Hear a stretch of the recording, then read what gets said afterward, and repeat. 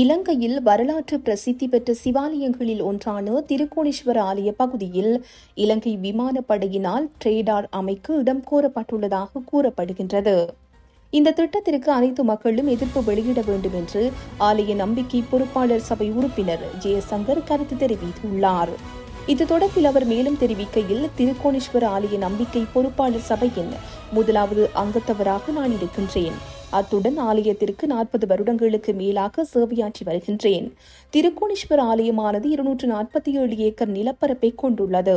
இதற்கு பிரித்தானிய ஆட்சியில் வழங்கப்பட்ட CB 217 என்ற இலக்கம் கொண்ட செம்பூர்தி இந்தியாவில் உள்ள ஆதீனம் ஒன்றில் இன்னமும் பாதுகாப்பாக இருக்கின்றது.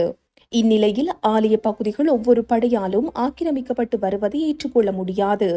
திருக்கோணேஸ்வர வாசலில் முதலாவதாக கேணி இருந்த இடத்தை மூடி ஸ்ரீலங்கா ராணுவமும், அதனைத் தொடர்ந்து மத்தியில் போலீஸ் விடுதியும், அதனைத் தொடர்ந்து நந்திமலையில் கடற்படை தளமும் அமைந்துள்ளது. இந்த நிலையில் ஆகாயப்படை தளத்திற்கும் இடத்தை கொடுத்தால் எமது நிலம் எங்கே என்று சிந்திக்க வேண்டிய நிலைக்கு நாம் தள்ளப்படுகின்றோம்.